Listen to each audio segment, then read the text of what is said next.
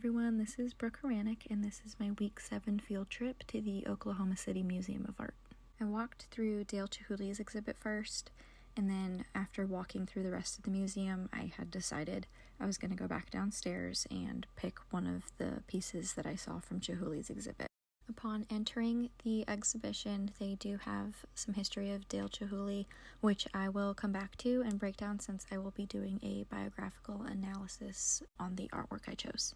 There is a still image on the left-hand side here of Dale Chihuly working in his studio, and then it pans over and we have the artwork that I will be talking about.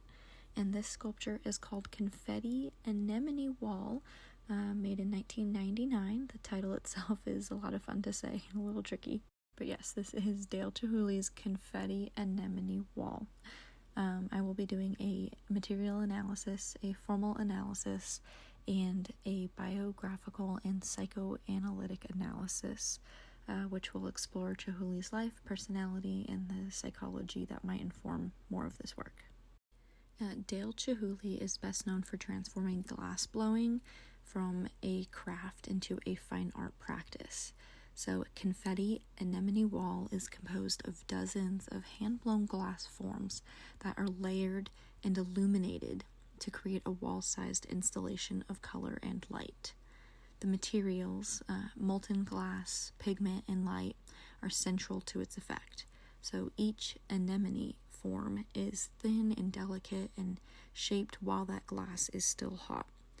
This requires teams of skilled assistants because glass must be moved and blown continuously while it's in its molten state. So in traditional glass art, the focus is usually on function, which is like bowls, vessels, or ornaments, but Chihuly breaks away from that tradition. His material practice turns fragile glass into architectural and immersive experiences, one that invites viewers to look upward and be surrounded by light and color.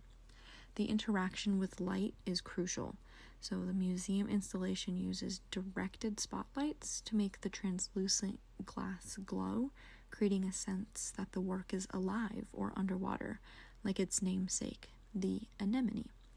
This interplay of material and illumination gives glass a new expressive role beyond utility. So in short, the material of glass is not just a medium, but the message, fragility, transparency, and transformation.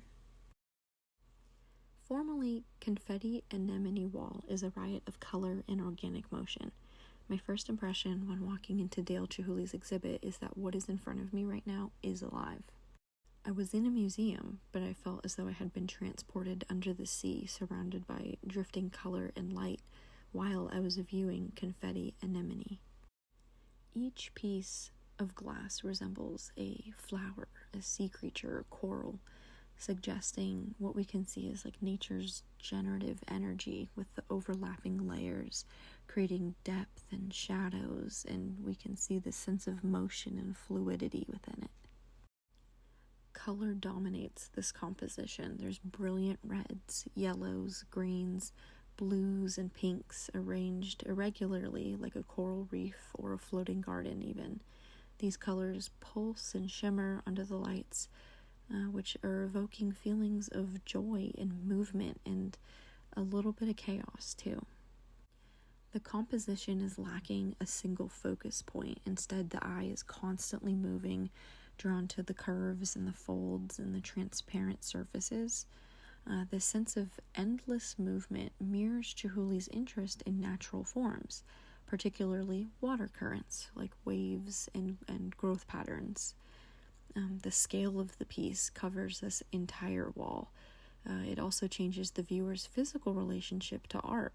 Rather than standing back to look at a framed painting, one is just completely enveloped in this color. It's immersive and it's a sensory experience. Instead of viewing just a small creation of, glass blowing with a regular sized sea anemone or coral or sea creature, instead we are looking at this like 10 times the size, and we can see the exaggerated, shapes and lines that flow with the composition of each individual anemone. The formal qualities, the organic shapes, the rhythmic repetition, and the dazzling light suggests a vitality, a spontaneity, and abundance. Yet, because the forms are fragile, the piece also contains underlying tension between beauty and breakability. I am a huge fan of ocean conservation, and I do understand and kind of have studied the connection between, coral and the warming oceans. So I do appreciate his connection between the breakability and the fragility of, these sea creatures, and he's doing so with something that's fragile, such as the glass blowing. To understand his work more deeply, we can consider Chihuly's life and psyche through a biographical and psychoanalytic analysis. He was born in 1941 in Tacoma, Washington, and Chihuly grew up near Puget Sound, surrounded by water, light, and nature, which are all themes that recur in his glasswork. And having been to that particular area, I have noticed that there are the most amazing and scary jellyfish in the waters, and it is fascinating. So I can definitely see that as a connection or an inspiration to his work here. He was really close with his mom, who also encouraged his creativity. She would give him opportunities to decorate like the family's basement, and he would consider that his first foray into art and design. Unfortunately, tragedy had struck the Chihuly family when Dale's older brother George had died in an accident while attending Navy aviation training in Pensacola, Florida in 1957.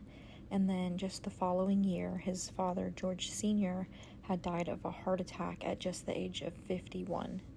And this early trauma partially can explain Chihuly's lifelong fascination with fragility and transparency and transformation, all themes that resonate in the delicate and fluid qualities of glass. Chihuly actually studied interior design and sculpture, later training at the Venini glass factory in Murano, Italy, where he pretty much absorbed the collaborative traditions of Venetian glass blowing. So he later founded the Pilchuck Glass School in 1971, and he emphasized teamwork, perhaps reflecting a Jungian desire for unity and collective creative self. He was in a car accident in 1976, which caused Chihuly to lose sight in one eye, and later a shoulder injury prevented him from blowing the glass himself. After these incidents, he shifted towards directing teams, acting more like a conductor rather than like a craftsman. From a Freudian perspective, Chihuly's obsession with color, fluidity, and light may symbolize a repressed longing for vitality and control in the face of physical limitation. The glass forms, beautiful yet breakable, could also echo the precariousness of life and body, reflecting his confrontation with injury and fragility. From a Jungian lens, Confetti Anemone wall might represent the archetype of renewal and wholeness, the collective unconscious expressed through organic, oceanic forms that reconnect the self with nature. The bright, overflowing colors can be seen as an embodiment of the life force, or the anima, the creative energy within the psyche. Thus, biographically and psychologically, Chihuly's art embodies the tension between control and chaos, and vulnerability and exuberance, between the artist's physical limitations and his imaginative expansion beyond them. Through the material analysis, we can see how glass and light themselves generate meaning.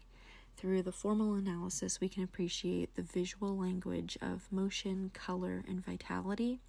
And through the biographical and psychoanalytic analysis, we can understand how Chihuly's life, marked by loss, injury, and resilience, shapes the emotional core of his art.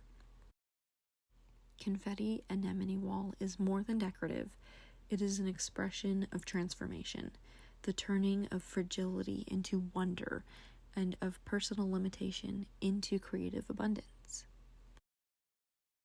And here I am with my daughter standing in front of Confetti Anemone wall. And that is all. Thank you so much for watching.